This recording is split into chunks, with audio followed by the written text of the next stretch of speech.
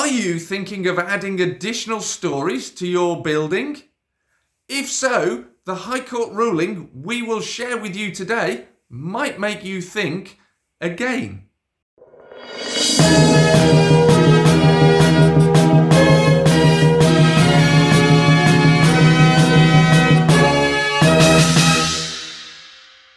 Welcome back, everybody, to another phenomenal episode of Planning Breaking News. And today I'm joined once again, with the phenomenal Linda Wright. Hello, everybody. Welcome to this video. Here we are again. Well, Linda, firstly, can I just say a huge thank you from Michael Heights. Michael has put on the Facebook group, after a year of viewership with Andrew and the fabulous Linda Wright, he describes you as fabulous. You're doing something right there. I've made the plunge to buy a block of flats and I've obtained a PD notice. So he's taken our advice, he's implemented it, and he's got a couple of planning conditions within which to discharge. But Michael, congratulations and well done for staying tuned and taking some great action, and for the lovely feedback there. Don't forget, if you get stuck, reach out to Linda and she will help you with those planning conditions. And if you're not already a subscriber of this channel, make sure you subscribe, smash the bell icon to hear latest breaking news as it comes out, and reach out to Linda, whose contact details are down below on her social medias, and she will help you and support you in your cases, like she has done with me with a recent purchase at Leicester, a previous bank building. So, getting down to the nuts and bolts of this, Linda, there's been a High Court ruling. And the High Court ruling actually was on 3 different planning applications for upwards extensions. Now, as I understand it, this is going back to these newfangled, and I call newfangled because we did some videos up here last year on these, of adding additional floors to a building. So these are referring to the Part 1 Class A enlargement of a dwelling. Now, let's take that back and put that in layman's English. Linda, do you want to explain to the audience, before we go into why this is critical that you know this information about upwards extensions? Right. Really? Do I have to? Right. Okay. No, well, this is what we're here for. It's Part 1. I don't mean to correct you, but it's Part 1 Class AA. Because if people start, the geeks out there, if you start going looking for it, it's Part 1. The General Permitted Development Order 2015, as revised 101 times in the last few years. It's Part 1 Class AA. These 3 cases, number 1, they were all in London, London boroughs, and number 2, they all had a very they weren't the same, but the principle was the same. It was, as we've said, Part 1 Class AA, and that is enlargement of dwelling houses. It's not putting stories on the top to create flats. It's simply creating an enlargement to a single dwelling house, not necessarily detached, but a single dwelling house. So it's not about creation of flats. That may come, there may be something that come, but they're fairly recent. All 3 planning applications got refused. All 3 planning applications went to appeal, and it was the planning inspector, the 3 planning inspectors' decisions that were subject to review in the High Court by Judge Holman. Now, the first one was a bungalow, adding a single story on top. The second one was a 2-story end of terrace, adding 1 story. And the third property was a 2-story flat roofed premises, adding 1 story, also flat roofed, but it was part of a terrace of 8 other properties. So it's similar proposals, but very different sites and very different properties, but they were all using Part 1, Class AA, in order to enlarge the dwelling houses and add 1 story. Okay. So Right. looking at this, I mean, they're all very similar cases, but there's some really important things here because the judges effectively summarised but broadened it into not just this. So if we deep dive first, and then we'll look at how it's involved in the other ones. Yeah. So first of all, the review, as I've said, is about Part 1, Class AA. Sorry to keep repeating myself, but the principle of these are badged as permitted development. So therefore, there is a presumption, and there's something in the MPP, I think it's paragraph 130, there is a presumption that if there is permitted development, notwithstanding the fact it's subject to an applicant obtaining the prior approval of the council before they proceed, there's still this kind of presumption that these prior approval applications, if they comply with all of the criteria, and that's the biggie, if they comply with all of the criteria, really ought to be approved. The councils ought to be approving these things. Now, as we've said on previous videos, and I just say to people, look, there's shed loads of criteria. It goes on for days. And you have to make sure that before you submit an application, that your proposal is going to, your building is going to comply with the requirements and the criteria set out. Now, one of the criteria, this is about what the judge in his and the judgment goes on for 27 pages. So halfway through, you lose the will to live, quite frankly. But it's about the true interpretation of what this prior approval means and what you can and cannot do.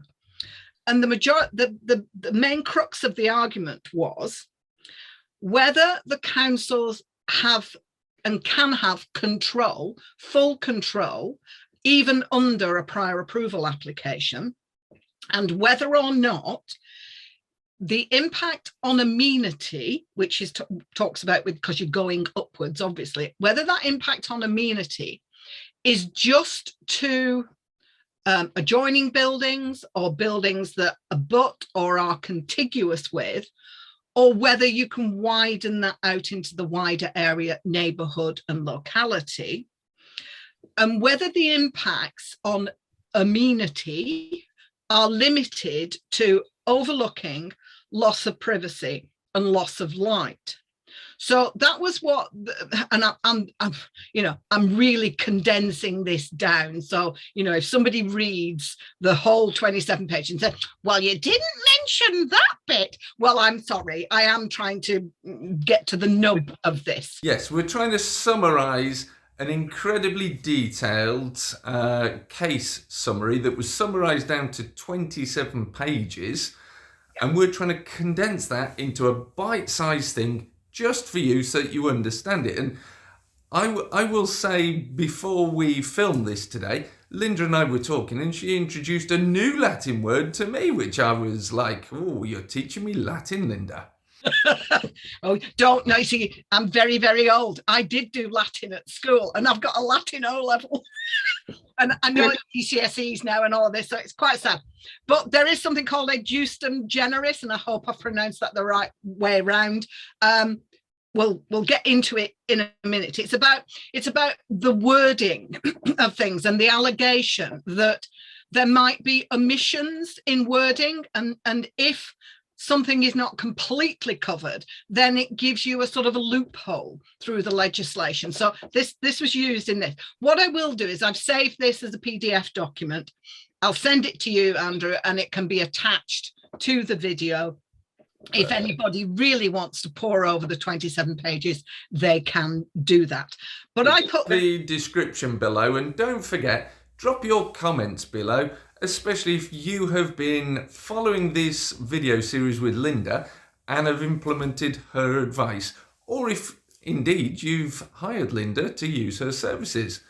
Linda, carry on. Right. So all of this highfalutin high court and all of this high level planning stuff and barristers and all high court judges and all of this, what does it actually mean for the developers and investors out there?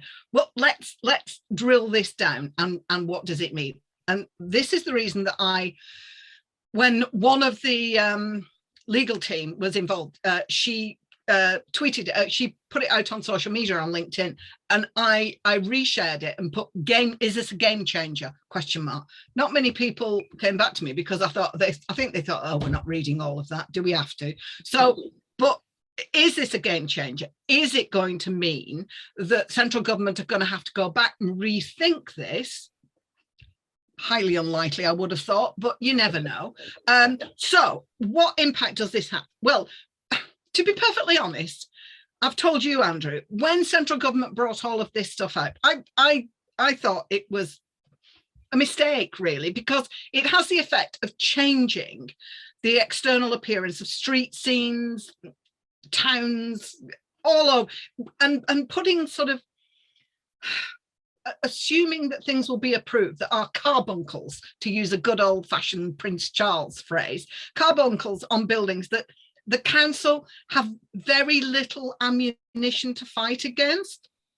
This decision puts control firmly back into the local planning authority's hands, because the conclusions to this, and I'm going to get to conclusion, we're not going to go into anything further. The conclusions with regard to the control said that the scale of development can be controlled by the local authority, and these are the judge's conclusions. He concluded that the planning inspectors who made the appeal decisions were correct. And that doesn't always happen. People think, oh, well, he would do, wouldn't he? No, it doesn't always happen. Sometimes inspectors' decisions are thrown out. In this case, all three were sort of ticked in the box and were accepted as being accurate. So scale of development can be controlled, even though it's permitted development, even though it is a prior approval. You're asking for their approval. Local planning authorities can control scale of development. The impact on amenity means just what it says. It is not limited to contiguous or abutting. It's wide ranging. So we're all going to have to be careful if we're doing any of these types of applications about design, about external appearance, all of that. Adjoining premises. It is very broad there. It is. It has broadened it out. And it's not. Bringing is the sufficient schooling. I mean, this case does not just apply to these dwellings that applied. Well, we'll get on to that. Yeah, we'll get on. Well, you see, it does say in the judgment that this is not intended to be precedent setting. It's intended that all decision makers in each council in the country will make their own decisions based on whether they think the external appearance and the design is acceptable. So they've kind of boxed that bit off and said, look, it's not intended, but it is going to have some kind of impact. There's no two ways about it. So this is the third point in the judge's conclusion. The adjoining premises includes neighbouring properties, but is not limited to those that are contiguous, adjoining or in the same row or something like that. It's not limited. So that's a biggie, because it broadens it out again. Then he says the external appearance, which was used, is not limited to the principal elevation or a side elevation fronting a highway. Now, that is what it says in the legislation. So maybe the legislation does need to be tweaked. That's what I'm thinking. The prior approval controls do include the external appearance of the dwelling house itself, right? So if it makes the house look ugly or, overtopped or something like that, yeah. But it's not limited to just the house itself. It also concerns neighbouring premises and the locality in terms of amenity, the impact on amenity, and whether there is overlooking, privacy and loss of light. But it's not limited to those things. It's about the general amenity in a broader sense. So I think if anybody is thinking about doing one of these things and is going to be engaging the services of a plan drawer, architect, architectural technologist to do this, it's going to have to be very carefully considered, the design, the impact on the house, and the wider neighbouring area locality. It's going to have to be very carefully considered from a design and appearance point of view. So that is, in a nutshell, what the judge's conclusions were on this. So there is an element that this may be a game changer, but then I think you were asking me about something else, weren't you, Andrew? I think there was another bit which potentially is the game changer in this, and this is where the judge refers to Class ZA, Class AA, AB, AC, and AD, which are the upwards extensions on commercial, mixed-use, terraced, detached buildings, respectively. And he implies that this ruling should be taken into consideration with these particular prior approvals that were launched around the same time. I think those ones were launched about a month after this one, weren't they? Because this was July. I can't remember. I've slept since then. Yeah. So what's your interpretation? Do you think that will mean that councils will rely upon these rulings in, say, a Class ZA, which is the knockdown and rebuild that we did videos for, or the other videos too? Well, the judge in this says that there are slightly different drafting styles. Obviously, the demolition and rebuild, councils are gonna have to have controls over design and external appearance, obviously. I mean, that's a given. And these things are drafted slightly differently. And some of them have reasonable construction works necessary and some of them don't. And it goes backwards and forwards. So is it going to have an impact? Yeah, I think it will have an impact. And to be perfectly honest, I think it should. There are, as I've said, there are different, when you put in 2 stories on big blocks of flats and you're demolishing and rebuilding, those are slightly different. They're sort of larger projects. But I think the AA to AD, I think because they are relating to terraced properties, then I think this could be used in terms of local planning authorities looking at this forensically and saying, well, actually, I think we have got control and I think we can refuse these. So I think if it becomes a matter of, well, we don't like the design of this and we think it's going to have an impact, then yes, I think it might give local planning authorities the confidence to say, do you know what? We don't have to approve these if we think it's going to have a good old-fashioned term, planning term, a detrimental impact. So I think there is the possibility, as I say, it might give local planning authorities confidence to refuse. So if I was to summarise today, Linda. Go on. I'm looking forward to this. What we're effectively saying is the Part 1 Class AA enlargement of a dwelling has been challenged by planners. It's gone to the High Court and they have drawn upon a number of principles, one of which is amenity, and they've also linked a difference in drafting in other new prior approvals that were given last year to the Class AA, AB, AC, AD and the Class ZA. And they've said, we think we need to go back and look at this and redraft some legislation. So councils, in the short term, you can pick on these and challenge them. Would that be a fair analysis? There's no redrafting of legislation. A High Court judge can't, well, I mean, they do make comments like that, but it will be something that central government will be be looking at and seeing if there is a gap or something in the legislation that has been there's an omission and they need to bump it up. Will they do that, or do they want to leave it open and fairly woolly? If that is the case, then all that's going to happen is you're going to end up with more appeals and more challenges in the High Court.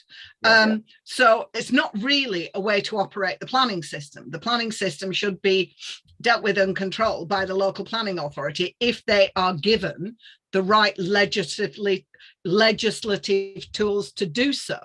So, you know, you can't have central government abdicating and saying, oh, it'll be all right, you know, let the High Court judges deal with it. No, that's not a way to handle this thing. Well, we picked up the differences in the legislation. For example, a building had to be built on a certain date and applied to an end date. Now, the start dates and end dates were different depending on whether you were doing an AA or an AD.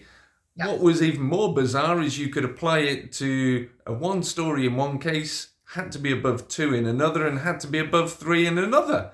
But a lot of those things make sense and are common sense. And if you're demolishing a building, it really ought not to be less than 30 years old, because it still should have a bit of life left in it, really.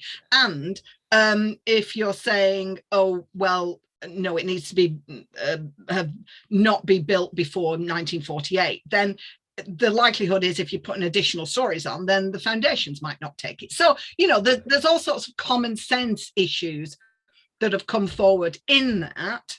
But I just think it's, I think people who are thinking about doing these things need to tread a little more carefully. And I think a lot more thought is going to have to go into the design and external appearance in terms of the locality. If you're going to do something that's going to stick up like a sore thumb in the area, then you're looking for a refusal. Well, I think at this point, this is where I must say, if you haven't got a good planning consultant, get yourself a good planning consultant. Find one. Go out there and find one. Yeah, Linda doesn't want to work with you. But it's important, because what this is doing is highlighting, number one, it's not your given right to do. Number two, you have to comply with rules. And number three, even if you do comply with the rules, the councils can still knock you back on points such as amenity. So you need a crackingly good advisor like Linda in your back pocket to help you with these. So reach out to Linda, connect with her on social media, and she will be there to support you on your projects as and when you need them. She's brilliant, she works with me, and she's also very cost effective. You're paying for the experience there. Don't tell them that. I'm not. I'm very, very expensive. It's all the £50 I put in your back pocket. Oh! On that note, Linda, is there a summary that you would like to put in there, different to the one that I've done, or shall we just wrap today?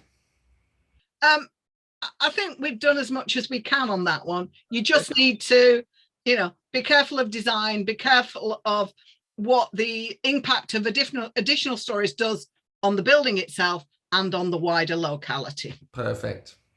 So on that note, I'd like to say thank you once again to the perfect, fabulous, fantastic Linda Wright, as described by Michael earlier. Thank you, Mike. And it's goodbye from me, Andrew Roberts. Look forward to seeing you on the next video.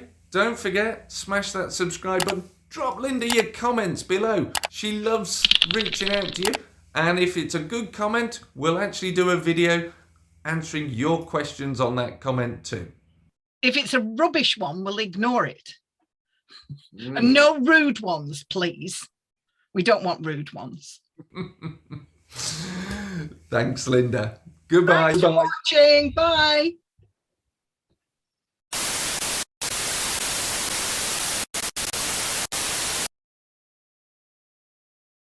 In today's video, we discuss why a council has...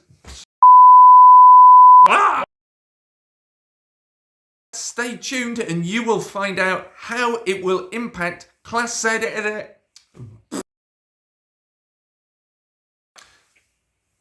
In today's video, a High Court ruling will... No, I started that wrong.